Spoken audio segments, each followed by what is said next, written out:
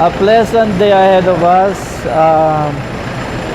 We are right now here in what may be called a heart of Baguio.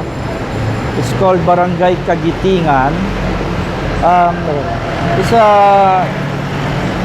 it's a sort of the heart of Baguio because it's in the downtown area. This is where you find right now we are going to the Dangwa terminal, where transportation to and from the hinterlands of the Cordilleras gather. So buses going to Sagada, buses going to Bontoc, vans, jeepneys through southern Benguet, what you call Baguio, La Trinidad, Itogon, Sablan, Tuba, Tublay, or the BLISTT, Bliss, gather. So once upon a time, this was the hub of the then called Dangwa buses, which is the namesake of this area in Sampaloc, Manila, at the back of UST, where the flower market is part of or synonymous. So this one is the remnants of the Dangwa terminal itself. Okay, you can see that there are hardly any Dangwa buses, but you have this bus transportation system which took off from what the Dangwa bus left. Okay, that building would be one of the unofficial landmarks of Baguio City, where if one wanted to treat his whole barangay, because a small bowl of hototay soup could feed like 10. We're talking here of Good Taste Restaurant, the first Good Taste Restaurant, where it now has a branch around 2 kilometers away. But this was where it all started. Good Taste Restaurant, one of the unofficial landmarks of this barangay, if not the whole city of Baguio.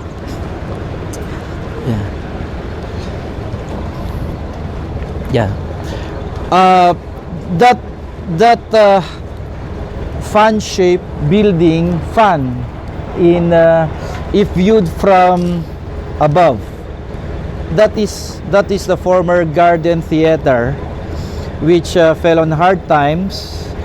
It is a victim actually of the demise of the stand-alone cinema house. Okay, but it is finding a sort of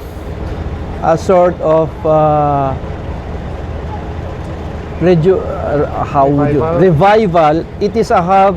It is an emerging hub of independent performance artists, which is still in its experimental stage. That used to be the Garden Theater. Okay. So here you can see the row of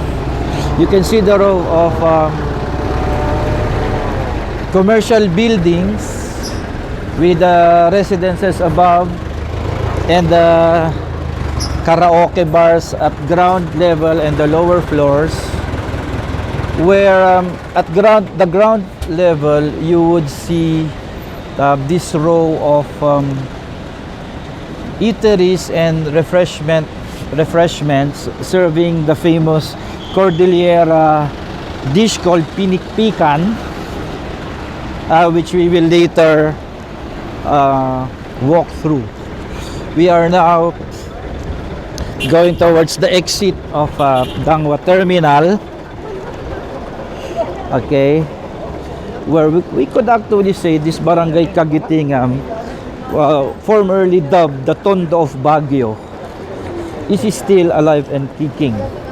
So now we are going to this sector where this MoMA, they call it MoMA, or the betel nut chewing, which is a tradition of not only of the Cordilleras but of the entire Malay-Polynesian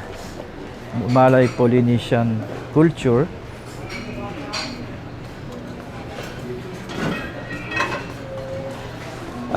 This row, I think, anong kalye ito?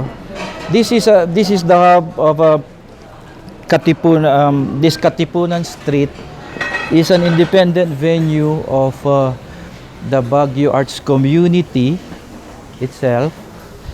This is where intellectuals, artists, bohemians, and other rebel characters of the intellectual community would time and again exchange their nightly gimmicks. Here is a ad hoc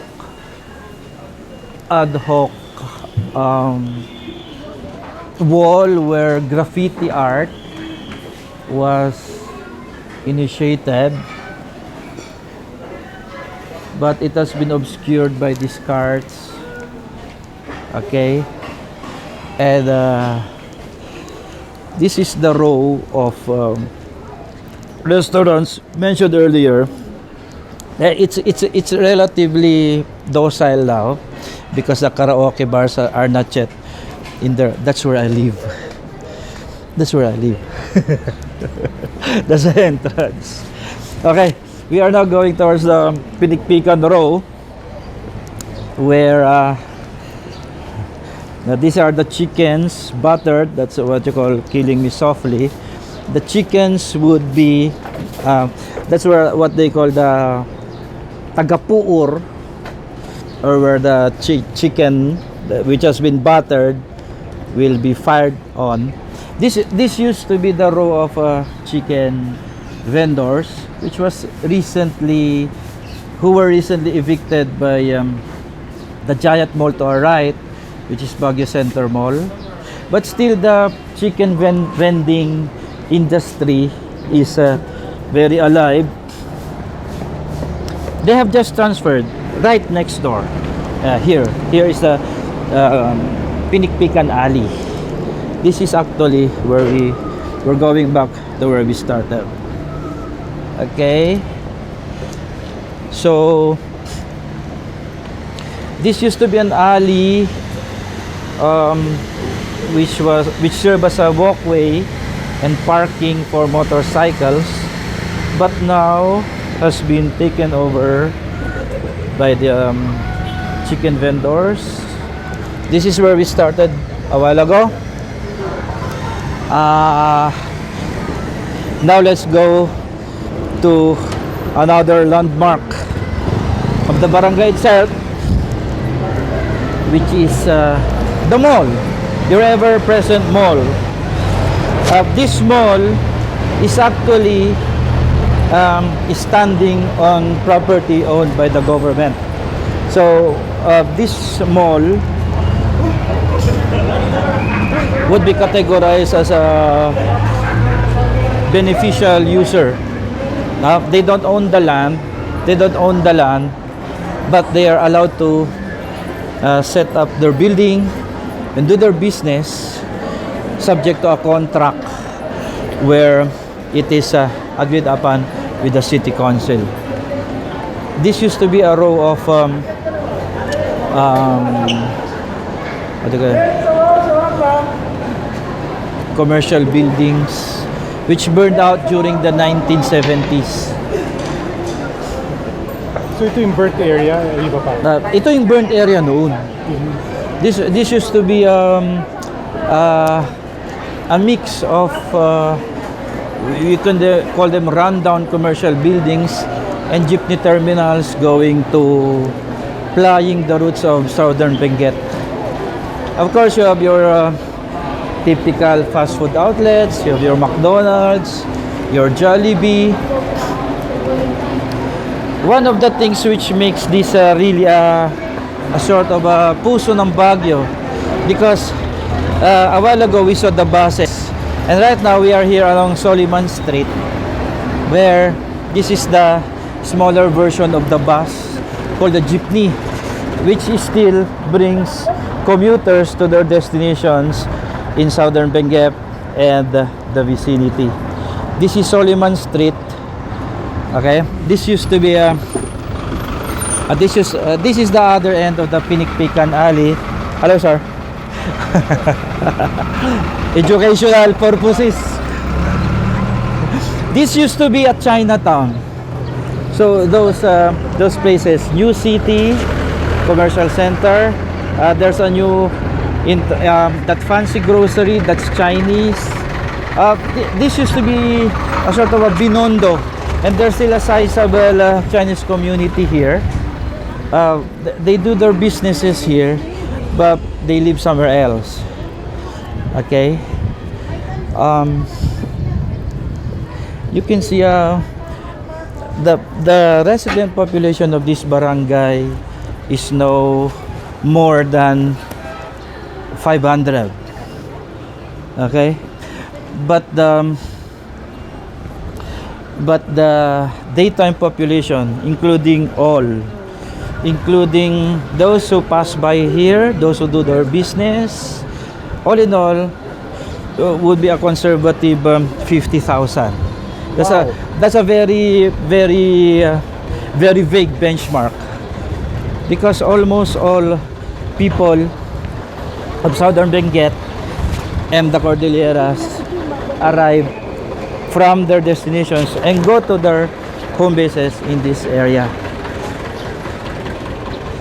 This is the lower portion of UB. That's the UB building. Ito. So actually UB belongs to two barangays. One is here in Barangay Kagitingan. I think this is one of their buildings. This one? Yeah.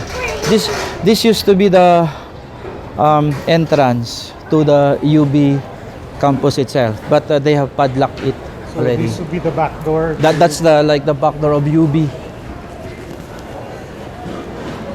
So all of this most of these used to be Chinese businesses.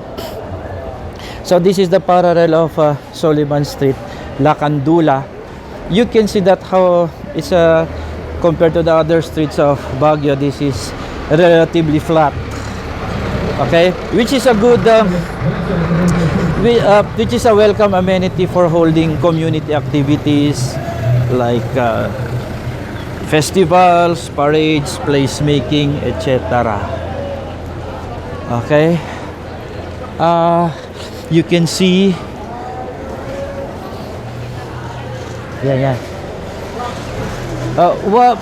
what may be considered high rise in one phase would be low rise in the other, because like that building, this is like 11 stories, but on the other side it's like 5 because of its site, which is sloping. Okay, of course you have your suki ng bayan, which is Chongsan. This is we are going towards the intended venue for future placemaking activities.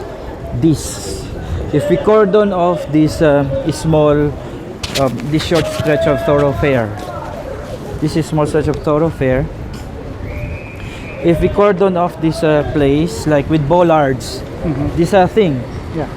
we close this off with bollards, then we close that other end with bollards too. This is a small square already, where let's say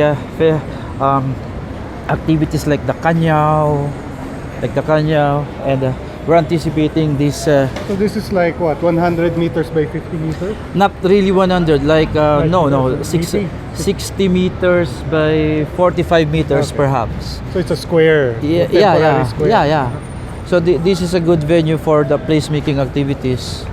Another good, there's the Orion Drug, one of the unofficial landmarks again of Baguio, where Dr. Chong holds reign supreme. The rooftop of that building is flat. The barangay captain actually, Mr. Reynaldo Cordobis, hinted at these technologies like aquaponics and hydroponics, which is still part of the community advocacy of the barangay. Okay, Okay? tayo muna tayo. Okay.